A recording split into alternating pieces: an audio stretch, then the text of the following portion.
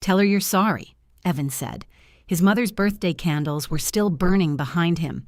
12 people had gone quiet around our dining table, forks suspended over lemon cake, while Marlene stood beside her chair in the silver blouse I'd steamed that afternoon. For what? I asked. For abandoning her all week. Marlene folded her napkin with small, injured motions. I would never leave my worst enemy waiting on a curb after eye surgery. I booked every ride you asked for. But you didn't come, she said. You sent strangers, or tried to. Selfish people always find a way to make selfishness sound efficient. Evan's face gave me the warning I knew too well. End this. Protect everyone from the discomfort they created. I'm sorry, I said. The doorbell rang before he could make me say more.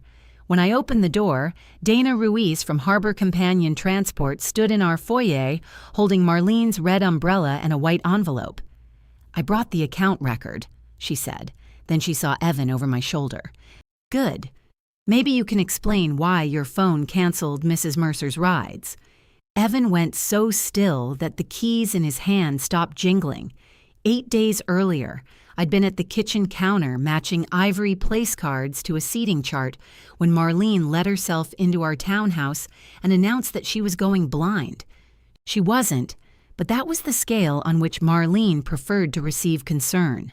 Her spare key landed in the brass bowl beside the door with a hard little clack. Then came the red umbrella, still wet though the rain had stopped, and a pharmacy bag containing peppermint gum, tissues, and no medicine. Good morning, I said. You wouldn't say that if your vision had a gray curtain floating through it. Evan came downstairs buttoning his shirt. What gray curtain? The one Dr. Patel is going to cut out of my eye on Tuesday. He's removing a cataract, I said. Marlene looked at me. Thank you, Claire. I was there. She had a talent for turning facts into discourtesy. Evan kissed the top of her head and took a banana from the fruit bowl. I thought the left eye was next month. They had a cancellation. Apparently, I'm the only person in this family who answers her phone. I looked at the place cards spread across the counter. Half of them had been moved since the night before. Marlene had already separated her cousin Diane from Diane's new husband because they see each other constantly. What do you need? Evan asked. Nothing. Mom. She sighed and produced a folded sheet from her purse. It held 5 appointments in her wide blue handwriting. Surgery Tuesday, follow-up Wednesday, pharmacy Thursday, hair Friday, and a rehearsal at church Saturday for a charity dinner. Next to each item, she had written a time, an address, and a question mark. I can take Tuesday, Evan said. You have the vendor call, I reminded him. He blinked at me. The Richmond rollout? You said if it went well, you'd finally be off weekend support. Right. He rubbed his jaw. I can move it. You've moved it twice. Marlene settled onto a stool. Please don't argue over me. I'll sit at home with one working eye. There's a service, I said. Harbor Companion. They do medical pickups, wait during appointments, help with doors. We use them for some of our policyholders. Marlene's expression suggested I'd proposed shipping her by freight. A taxi? Not a taxi. The drivers are trained and you get the same 2 or 3 people whenever possible. I don't need training. I need a ride. Which is exactly what they provide. Evan gave me a grateful smile. At least I thought it was gratitude then. That sounds perfect, he said. Claire can set it up. I called from the kitchen while Marlene watched me enter every address. Harbor had a bundled weekly rate. Evan's card declined the first time, and he laughed too loudly. Florist deposit, he said. Use yours and I'll transfer it. I paid the $380. The dispatcher sent confirmation emails for each trip and asked us to create a 4-digit household PIN for phone changes. Evan chose the last 4 digits of the number on our wedding invitation. Romantic, I said. Impossible to forget. Marlene read every confirmation on my phone, then placed her hand over mine. I know you're busy, she said softly. I don't expect you to become someone you're not. It almost sounded kind until I looked up. Meaning, Independent women aren't raised to find joy in being needed. I'm trying to adjust. Evan groaned affectionately. Can we make it to noon without starting a war? I'm not starting anything, she said. I'm grateful. She took her key from the brass bowl and left the list behind. Tuesday morning, Evan had already gone to work when I found the blue glass bead from my key lying on the floor. The little wire loop had opened. I pinched it back together, threaded it onto the ring, and was searching for pliers when Marlene called. I suppose no one is coming. I checked the microwave clock, 8:42. Her pickup window began at 8:35. They have 7 minutes. I've been standing outside since 8:15. You're supposed to wait indoors, the driver calls. I didn't want to miss them. I heard traffic behind her and pictured her in oversized sunglasses beside the clipped hedge of her condominium complex, one hand over the eye that had not yet been treated. I'll call Harbor. Dana Ruiz answered. I knew her name from claims paperwork, though we had never met. She had a low, patient voice and the verbal precision of someone accustomed to people lying about where they'd been. Mrs. Mercer's trip was canceled at 8:21, she said. By whom? It came through the automated line. Correct, PIN. I didn't cancel it. There was a pause filled with keyboard tapping. The contact number ends in 4419. Evan's number, I called him. He picked up on the fourth ring with conference room echo behind him. Did you cancel your mother's ride? What? No? Harbor says the call came from your number. I probably pocket-dialed something. You pocket-dialed a transport company, entered a 4-digit PIN, selected today's trip, and confirmed the cancellation. Okay, when you say it like that, it sounds stupid. How should I say it? Claire, I'm walking into a meeting. Maybe Mom did it from my phone yesterday. She was upset about the stranger thing. She's standing outside. His silence lasted 1 beat too long. Can you get her? I'm working. So am I. You're home. The sentence was ordinary. That was what made it land so cleanly. My office was 10 feet from the kitchen, so to Evan, my work could be paused like a dishwasher. His work happened in a glass building and therefore had walls around it. I have a review at 9:30. She just had surgery. She hasn't had it yet. This is the ride to surgery. You know what I mean. I drove Marlene. She got into my car without thanking me, carrying the red umbrella beneath a clear sky. I told Evan this was too complicated, she said. It wasn't complicated until someone canceled it. He wanted to take me himself. He said you might have used his phone. Her mouth tightened. That sounds like Evan, always desperate to avoid a scene. So you didn't? I don't know how to cancel a ride I never wanted.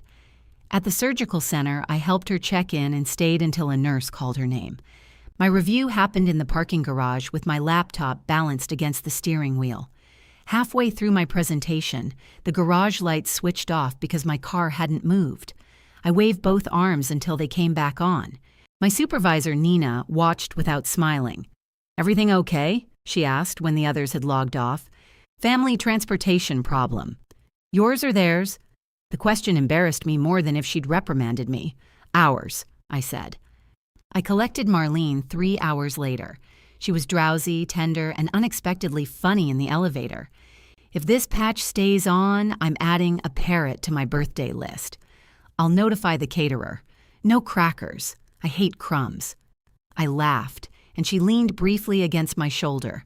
Her hair smelled like the rosewater spray she'd used for years. For one foolish minute, helping her felt simple. At her condo, I made tea and lined up the eye drops on the counter. She touched my wrist before I left. You do have a good heart, she said. It's just buried under all those systems. That evening, Evan brought home Thai food and kissed me as if the morning had been a misunderstanding weather had caused. I transferred the ride money, he said. He hadn't. I told him what Harbor said about the cancellation. He poured curry into bowls without looking at me. I checked my call history. Nothing. Automated calls might not show if they were deleted. Why would I delete it? I don't know. Then what are we doing? We're figuring out how your mother got stranded. She didn't get stranded. You took her. After I paid someone else to take her. He set the empty container down. Do you hear how transactional that sounds? I stared at him. That sounded like her. Maybe because she has a point. The refrigerator motor clicked off. In the sudden quiet, I could hear Marlene's spare key shift against the brass bowl as someone walked heavily upstairs in the adjoining unit. Evan dragged a hand over his face. Forget it. I'm tired. He was good at ending arguments before they reached the part where he might have to answer them. He would kiss my temple, turn on a documentary, and wait for normal life to grow over the unanswered question. Wednesday's ride arrived. The driver's name was Leonard. He wore a tie with tiny yellow bicycles on it and called me when Marlene was safely inside the clinic. I sent Evan the update. He replied with a thumbs up. At lunch, Marlene called to say Leonard had taken the long route and smelled like cinnamon. That may have been gum, I said. I don't enjoy smelling food I can't identify in an enclosed vehicle. You got there on time? 7 minutes early. And home? I'm standing in my kitchen. Then I'm calling this one a success. You would. On Thursday, her pharmacy ride was canceled 11 minutes before pickup. I was presenting a settlement recommendation when Evan texted, "Mom's in tears. Can you go?" I typed, "No." 3 dots appeared, disappeared, then returned. This is important. So is my job. He called twice. I silenced both calls. At 3:18, my phone lit with Marlene's name. I let it ring. For the rest of the meeting, guilt sat beside me like an additional participant. It took notes. It cleared its throat whenever I spoke. At 4:05, Evan texted that he had left work and taken her himself. That night, he came in carrying the pharmacy bag and dropped his keys into the brass bowl hard enough to chip its rim. "Hope the meeting was worth it," he said. It was. My mother was sitting there with one eye taped up. "The patch came off yesterday." "That's what you're focusing on?" "I'm focusing on accuracy." He laughed once, without humor. "God, Claire, she needed you. She had a confirmed ride. It was canceled." "From your number again?" He looked at me then, really looked. "Why would I cancel my own mother's ride?" "I keep asking you that." He took off his coat slowly. "Be careful." "About what?" "Deciding I'm the kind of man who would do that." He went upstairs. I stood in the foyer with his keys in the chipped brass bowl, the old leather tab his father had made him lying across Marlene's spare. My blue glass bead caught between them. When I pulled my key free, the bead came loose again and rolled under the console table. This time, I left it there. On Friday morning, I found it with the vacuum cleaner. The blue bead rattled inside the plastic nozzle until I switched it off. I sat on the foyer floor, worked it loose with 2 fingers, and carried it to the kitchen. The wire loop was bent almost flat now. I put the bead in the shallow drawer where we kept batteries, takeout menus, and keys that belonged to locks we no longer remembered. At 9:06, Harbor emailed me that Marlene's hair appointment ride had been canceled. I called Dana before I called anyone else. "Same number?" I asked. "Same number, correct PIN. Can you send me a record of all changes? I can send the account holder a basic trip history." "That's me." I opened it and paid. "You're listed as billing contact. Mrs. Mercer is the passenger and Evan Mercer is the household contact." I never listed him as that. The account was updated by phone Tuesday afternoon. Of course it was. What does a basic history show? Pickup time, status, when a change was requested. It won't show full verification data or the originating number. I need the number. I can discuss it with the passenger in person, or with you if Mrs. Mercer signs an authorization. I looked at the clock. Marlene's pickup window had begun. "Please don't cancel anything else without calling me first." I can add that note, but anyone with the PIN can still change a trip. Then change the PIN. Dana paused. "Do you have one you'd like to use?" I gave her the month and day of my father's birthday, something Evan would not know without looking it up. Marlene called at 9:19. "This one isn't coming either." "I know." And you can call a cab, reschedule, or ask Evan. Her silence had texture. I could almost hear her selecting which version of hurt would work best. My hair has looked the same every Friday for 9 years. It looks nice. That isn't the point. No, it isn't. Evan said you had a light morning. My hand tightened around the phone. When did he say that? Last night. I mentioned I was worried about the service, and he said not to worry because you'd be available. He didn't ask me. He shouldn't need an appointment to ask his future wife for a favor. I went to the window. Across the narrow courtyard, a man was trying to fold a patio umbrella against the wind. Every time he got one side under control, the other side opened. Did Evan tell you he was canceling the rides? What an ugly question. That's not an answer. I called my son because I was frightened. If he made some adjustment, it was because he listens when I speak. Did he cancel today's ride? You keep trying to turn care into paperwork. She hung up. At 11, Evan sent me a photograph of Marlene beneath the hood dryer at her salon. She wore dark glasses and held up 2 fingers in a peace sign. Made it work, he wrote. I zoomed in on the mirrored wall behind her. Evan was sitting near the coat rack with his laptop open on his knees. You left work again. It's called being there for someone.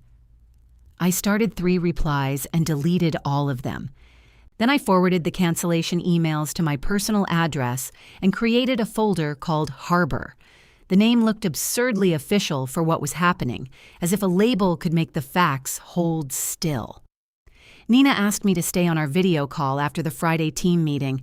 She was wearing the dark green glasses she used when she expected resistance. You've missed parts of 3 client blocks this month, she said. One was a dentist appointment. I'm not asking for your medical history. Right. You do good work, Claire. You also keep volunteering to absorb emergencies and then acting surprised when they fill the space you gave them. The sentence made me straighten. I'm not volunteering. She tipped her head. Are you sure? Heat rose into my face. Is this a formal warning? No. If it becomes formal, there'll be a form. I'm telling you before we need one. I thanked her because that was what people did when handed a truth they didn't want. After the call, I went downstairs and found Evan's transfer for the rides in our shared banking app. He had sent $200, not $380. The note said, Mom rides plus thigh. I requested the remaining amount. He declined the request within a minute. Then he called. Seriously? What? You charged me for dinner? You labeled the payment. I was being funny. I paid $380 for the rides, some of which she hasn't taken. That doesn't make them free. We're combining finances in 6 weeks. We agreed to split wedding and household expenses, not your mother's errands. He exhaled into the phone. I heard a car door close. There it is. What? Your ledger, your little running total of who owes what. It's not little, it's $180. You know what I mean. Everything has a boundary and a category with you. Mom is terrified because somebody cut into her eye and you're sending me a payment request.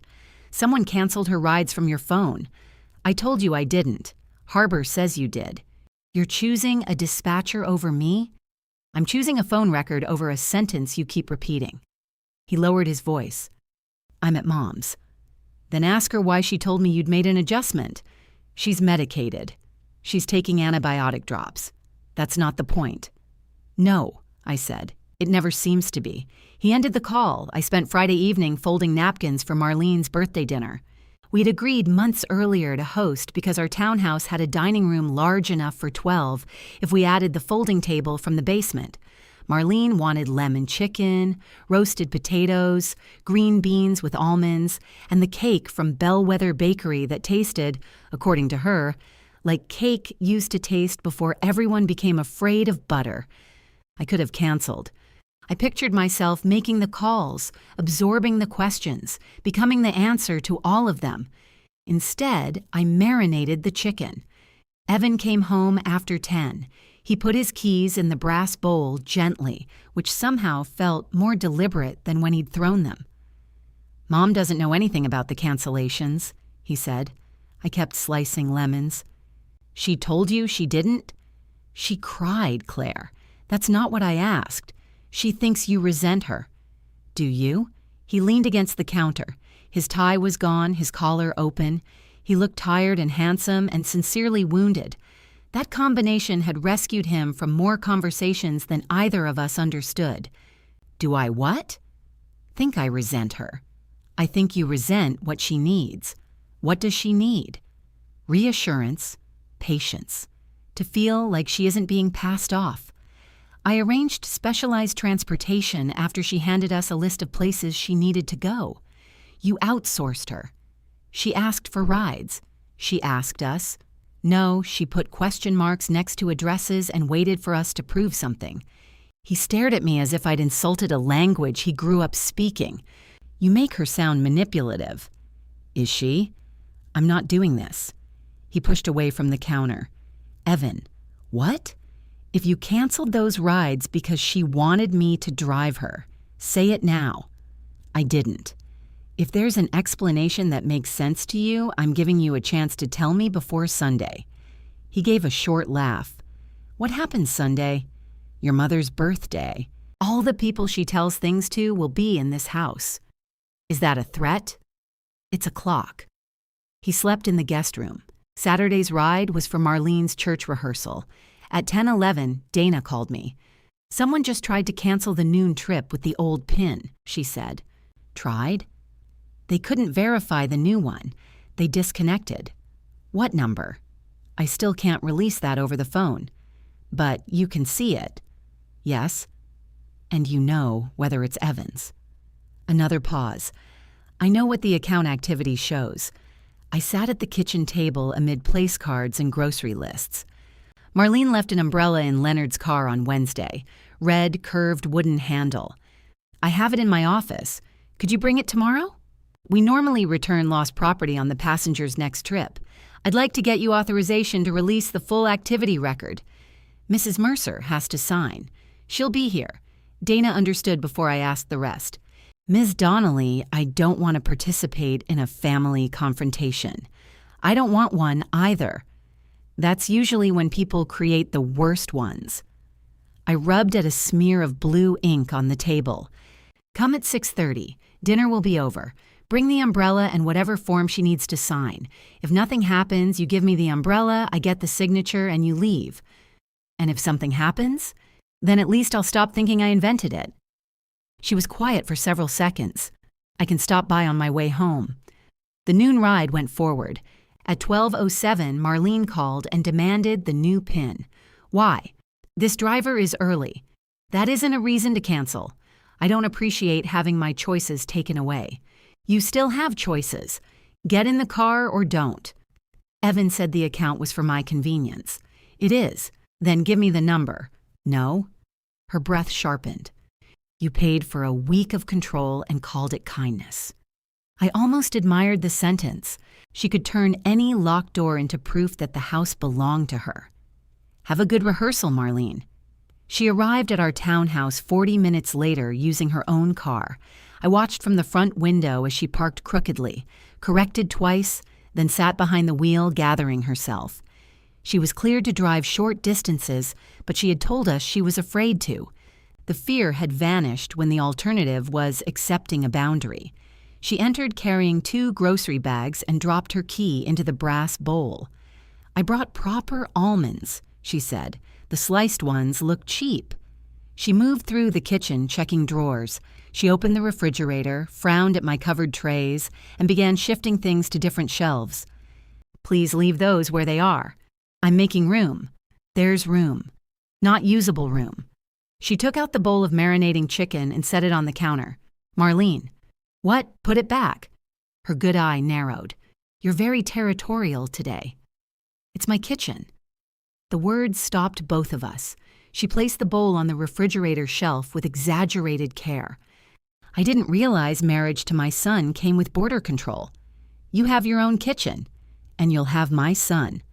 There it was, stripped of errands and eye drops. I looked at her. You think those are competing things? I think a woman should be honest about what she's taking. Before I could answer, Evan came in through the front door carrying the extra chairs from his mother's garage. He saw us facing each other across the island. What happened? Nothing, Marlene said. She smiled at me with her mouth only. Claire was explaining the borders. Evan waited until she went upstairs to inspect the guest bathroom towels. You couldn't get through one afternoon? She drove here. She's allowed to drive. She was too frightened to ride with Leonard, but not too frightened to drive herself across town. Maybe she wanted to feel useful. She tried to cancel today's ride. His gaze flicked toward the foyer. How would you know? Dana called. Dana, the manager? You're on a first-name basis now? She's coming tomorrow with your mother's umbrella. I watched his face carefully. First confusion, then calculation, then a smile that arrived too late. Great, one less errand. She's bringing the account record, too. His fingers tightened around the back of a folding chair. Why? To show who canceled the rides. You're inviting some stranger into Mom's birthday to embarrass me? She's coming after dinner. Cancel it. No. He set the chair down. You want me to confess to something I didn't do, and if I won't, you'll stage a trial in our foyer? If you didn't do it, the record won't embarrass you. That's not how embarrassment works. Marlene called from upstairs that the hand towels looked gray. Evan closed his eyes. When he opened them, his voice was low. Do not ruin her birthday. All Sunday, he was attentive in a way that made me feel watched. He vacuumed, polished the wine glasses, and put the folding table together without swearing when one leg pinched his thumb. He bought Marlene flowers and moved my place cards, so she sat between him and me. At 5, relatives began arriving with bottles of wine and foil-wrapped gifts. Marlene entered last, wearing silver and accepting her own party, as if she had forgiven us for being late to it. Her spare key struck the brass bowl. Dinner nearly worked. Diane's new husband told a story about accidentally joining a funeral procession in Ohio. Marlene laughed until her eye watered. Evan kept his hand on the back of her chair and refilled her glass before she asked. Then Diane mentioned the surgery. You're lucky to have these two, she said. Evan told us they were driving all over creation for you. Marlene dabbed her eye. Evan was. I felt him turn toward me. She had rides booked, I said. Marlene gave a soft, tired laugh. On paper.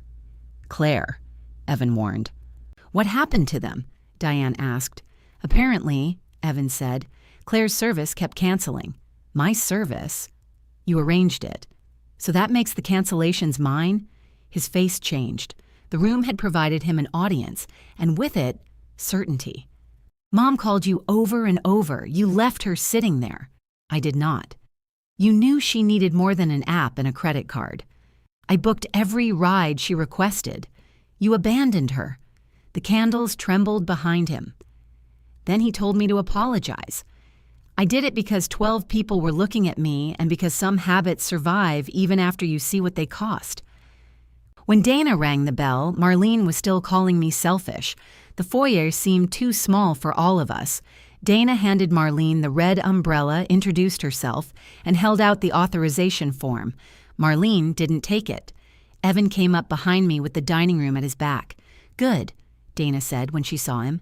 Maybe you can explain why your phone canceled Mrs. Mercer's rides. He looked at the envelope. That's impossible. Dana opened it. Tuesday at 8:21 a.m., Thursday at 2:04 p.m., Friday at 8:58 a.m.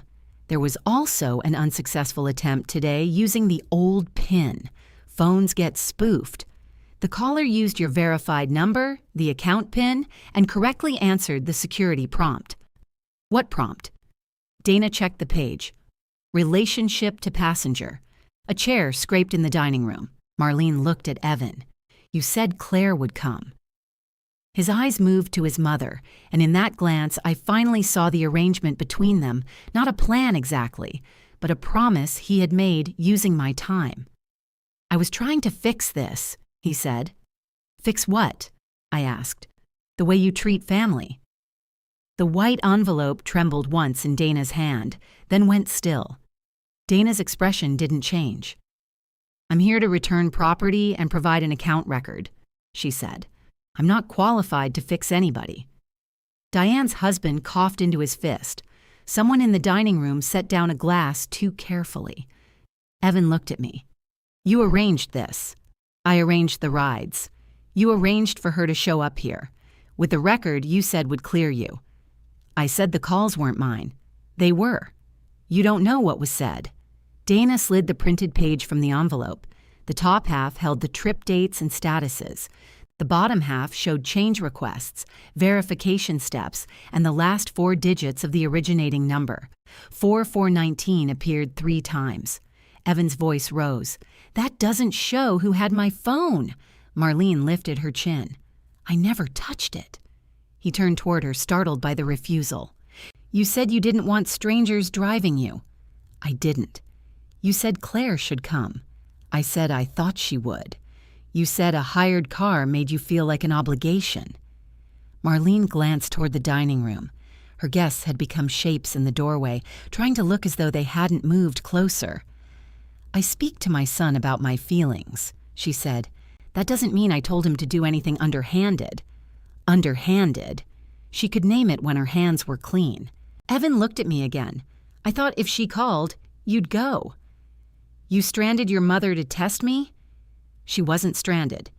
You've spent a week saying she was. I knew one of us would handle it. One of us? He opened his mouth, but Diane spoke from the doorway. Did Claire know you canceled them? Evan rubbed both hands over his face. It wasn't supposed to become this. That's a no, Diane said. Marlene gave her a sharp look. Please don't interrogate him. You just spent dessert interrogating Claire. I was told she had left me without transportation. By him.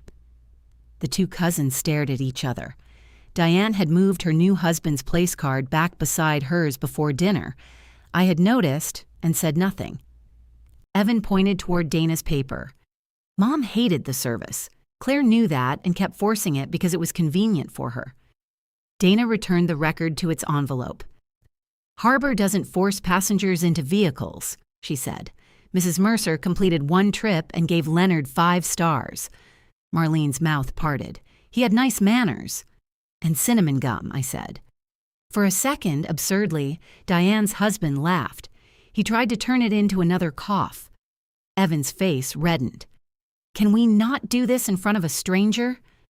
You did it in front of 12 relatives, I said. I was angry.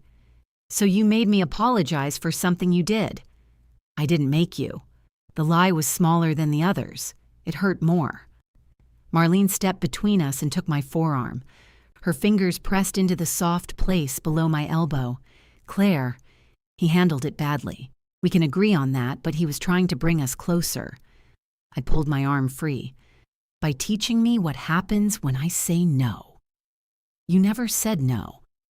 I didn't know I was being asked. A woman knows when her family needs her. Dana held the authorization clipboard against her chest. Mrs. Mercer, I still need your signature if you want Ms. Donnelly to receive the complete record. I think we've all seen quite enough. I'll pay any open balance and close my part of the account, I said. Evan gave me a disbelieving look. Your part? Yes. Claire, stop. Dana, can you email me a final invoice? By tomorrow morning. I walked her to the door. Before stepping outside, she lowered her voice. For what it's worth, the Thursday caller asked us not to notify the billing email. Our system sent the alert anyway. I nodded because speech had become unreliable. When I turned back, everyone was finding reasons to leave. Wine was recorked. Foil covered half the cake. Marlene stood beside the brass bowl holding her red umbrella, receiving hurried birthday wishes with the tragic dignity of a woman being evacuated from a gala. Evan followed me into the kitchen. You humiliated her. I stared at the chicken platter, at the lemon slices gone cloudy in cooling butter. Her? She's 73, Claire. So, she doesn't bounce back from things the way we do. Things like learning her son lied to her. Things like having private family problems exposed. You exposed me. I made a mistake. No, you ran an experiment. That's ridiculous. You wanted to see whether I'd leave work if you created an emergency. I wanted you to act like she mattered. What result would have satisfied you? He had no answer. In the foyer, Marlene reached toward the brass bowl. I got there first. Her spare key lay beneath Evan's, its plain silver head marked with a spot of coral nail polish. I picked it up. "What are you doing?" she asked. "You need to knock from now on." Her face changed more dramatically than it had when Dana read the cancellations. "This is my son's home. It's also mine. Evan gave me that key. I'm taking it back." "You can't take back his permission." I looked at Evan. He stood near the stairs, one hand on the newel post. "Maybe for a little while," he said. Marlene stared at him. The betrayal in her face was immediate and enormous, as if he had selected me in a choice he'd never previously admitted existed. "A little while," she repeated, "until things settle down." She put on her coat without letting Diane help. At the door, she turned to me. "I hope the quiet is everything you wanted." Then she left her own birthday flowers on the console table and walked out.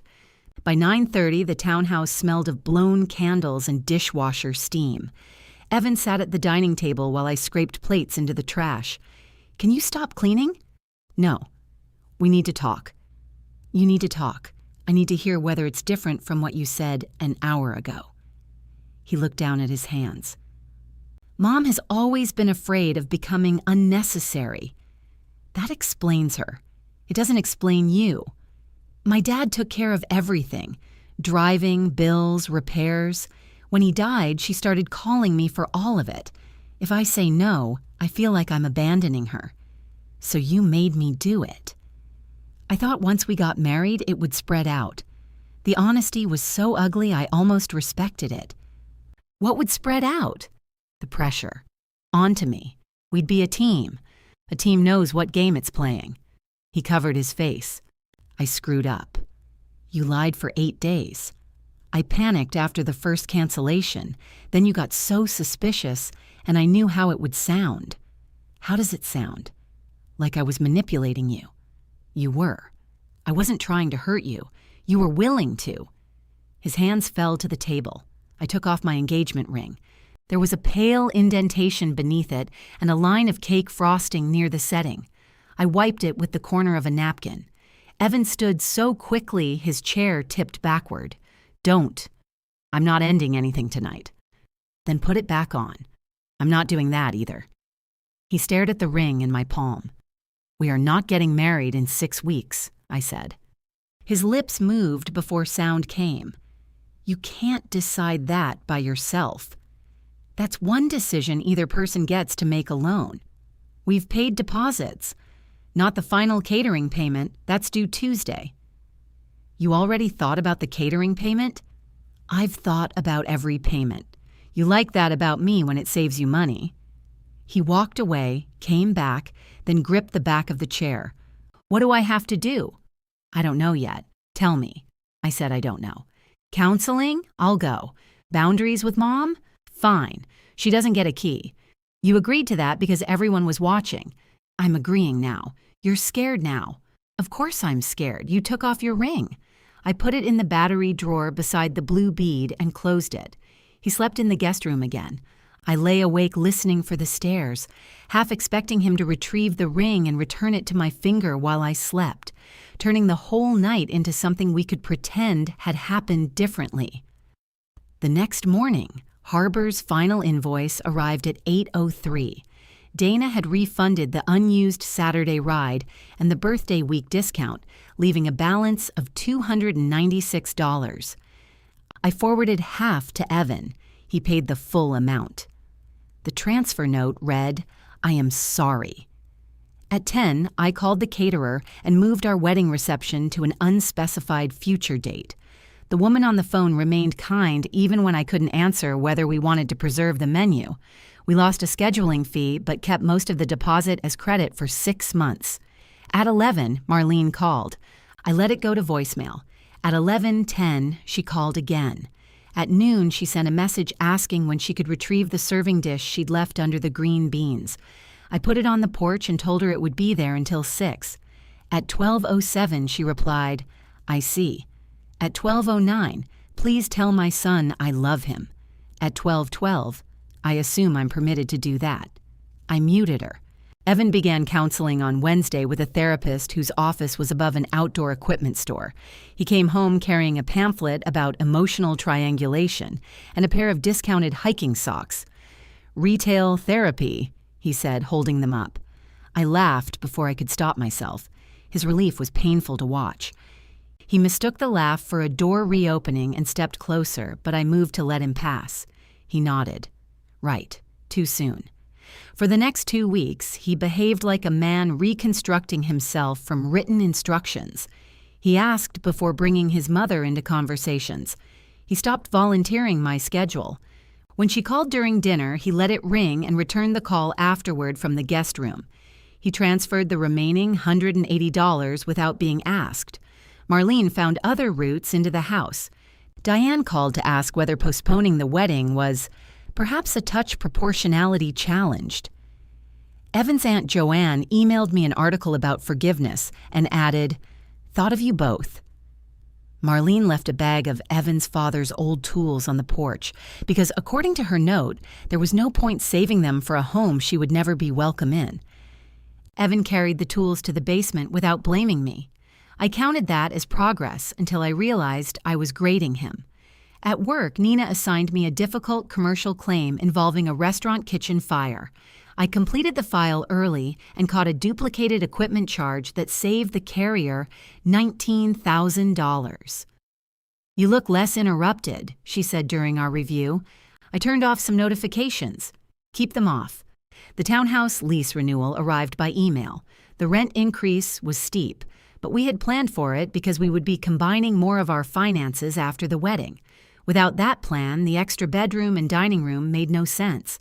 I printed the renewal and left it on the counter. Evan found it that evening. "We have 30 days, he said. "I'm not renewing."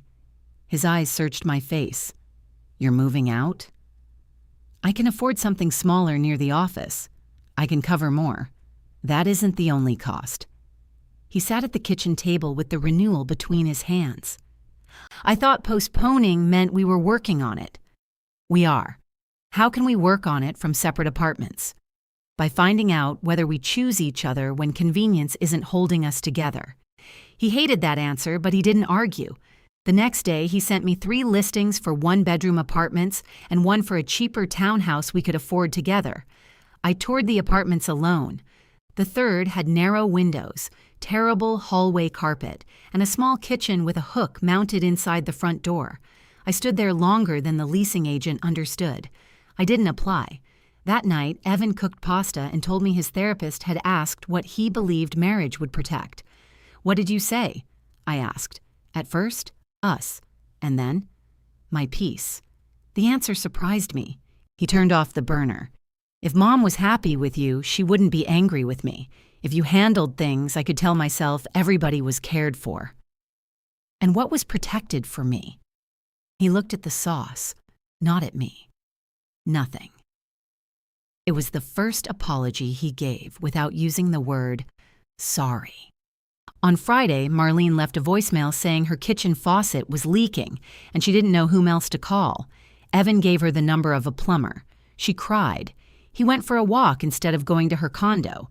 He came back an hour later with cold hands and red eyes. "I hate this," he said. "I know. But I did it. I know." For the first time since the birthday, I let him hold me. His arms came around me carefully. I rested my cheek against his shirt and heard his heart beating too fast. I wanted the version of us that could survive. That was why, 3 mornings later, the small metallic sound from the foyer felt like a blade sliding between my ribs. I came downstairs and saw Marlene's spare key in the brass bowl. The coral dot faced up. Evan stood beside it, still wearing his coat. "She needed somewhere she could feel welcome," he said. I stared at the key. "How did she get it back?"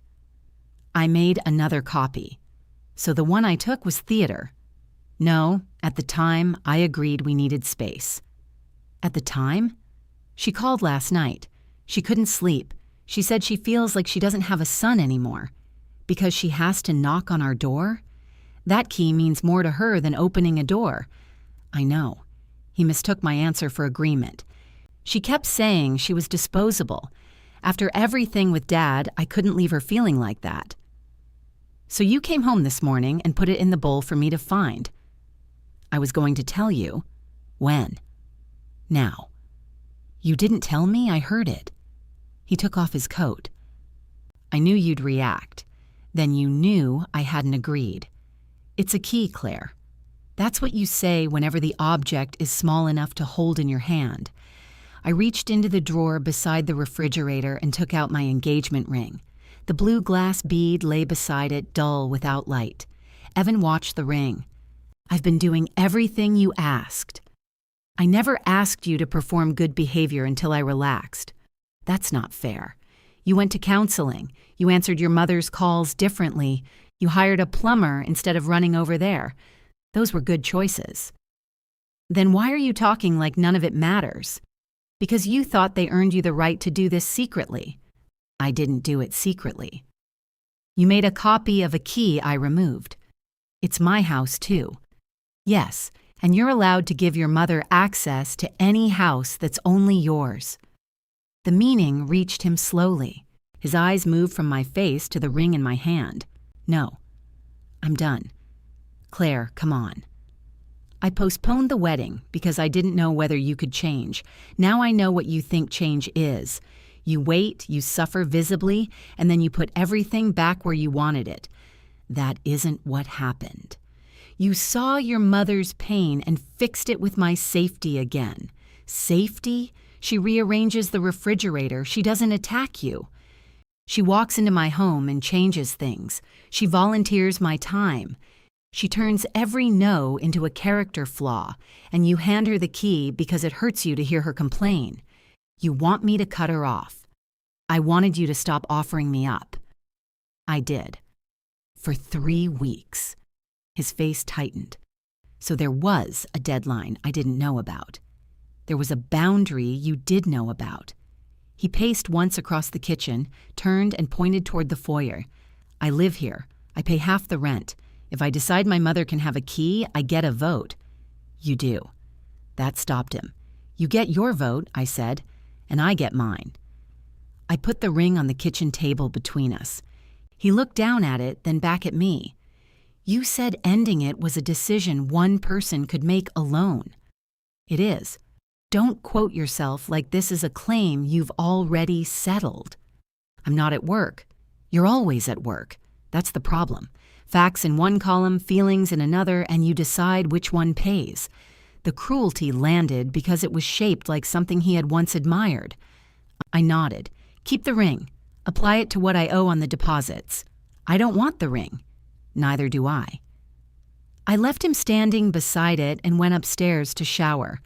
Under the water, I waited for the enormous grief I believed ending an engagement should produce. What came first was practical. I needed boxes. The apartment with the narrow windows might already be gone. We had to tell the landlord. The rehearsal dinner reservation was in Marlene's name, which meant I would have to trust her to cancel it. Then the grief arrived so hard I sat on the tile floor. Evan knocked once. Claire? I pressed both hands over my mouth. He stayed outside the door until the water ran cold. The apartment was still available. I applied that afternoon from my car in the leasing office parking lot because going home felt impossible. The rent would leave less room than I liked, and the moving date was 3 weeks before our townhouse lease ended. But the agent waived the application fee after I pointed out that the advertised square footage was wrong. That tiny victory nearly made me cry again. I told Nina the next morning that I might need 1 day off to move. Take 2, she said. I only need 1. You're exhausting even when you accept help. I'll take 2. At lunch, I called the florist, photographer, caterer, and hotel. The florist kept the consultation fee. The photographer returned half the deposit. The hotel canceled the room block without charge. The caterer gave us the option of using our credit for another event, and I asked her to split it according to our original payments. I can't divide the contract, she said, but I can issue 2 credits. That's fine. Would you like yours under Donnelly? I closed my eyes. Yes. By evening, Evan had paid his share of the cancellation losses into our household account. He sent me a spreadsheet listing every wedding payment we had made. "You missed the calligrapher," I replied. 3 dots appeared. Of course I did. Despite everything, I smiled. We spent the next week separating a life that had been assembled one receipt at a time. He kept the couch because it had belonged to his father. I kept the dining table because I had bought it before we met. We argued over the good chef's knife and discovered we had each assumed the other owned the vacuum. Marlene called once from a number I didn't recognize. "I won't take much of your time," she said. "Okay. Evan says you're leaving." "Yes. Because of me. Because of him. I never asked him to cancel those rides. You asked him to make me come. I told my son I was frightened. And when he blamed me at your dinner, you called me selfish." Her voice softened. I was humiliated. So was I. I didn't have the whole story. You had it in the foyer. I was in shock. And after? She inhaled. "I believe families survive worse things than a few canceled cars. The cars aren't why I left. You keep saying that as if it absolves you. I'm not asking to be absolved." The silence stretched. Then she said, "He was happy before all this. He was comfortable. You really do have an answer for everything." "No, I spent 3 weeks hoping I was wrong." She hung up before I could. Evan continued counseling. I knew because the appointments remained on the shared calendar until we separated it. He stopped trying to persuade me after his therapist apparently told him that respecting an ending was also a boundary. He still left small openings, a link to a lamp that would fit my new living room, the warranty information for the coffee maker I was taking, a photograph of the blue bead, which he found on the kitchen counter after I moved it there while packing. "Do you want this?" "Yes," I replied. He placed it in an envelope with my name on it. 2 days before my move, the landlord rejected Evan's application to renew the townhouse alone. His salary met the base requirement, but not the higher income threshold for a single tenant after the rent increase. He could have found a roommate. Instead, he decided to move into Marlene's condo for a few months. When he told me he was wrapping his father's tools in old dish towels. "Is that what you want?" I asked. "It makes financial sense." "That's not what I asked." He folded the towel over a wrench. "She has the room. I can save for my own place." "And drive her." His jaw shifted. "She needs help." "Then I hope you decide how much you can give before she decides for you." He set down the wrench. "You think I learned nothing." "I think you learned a lot. But not enough for you.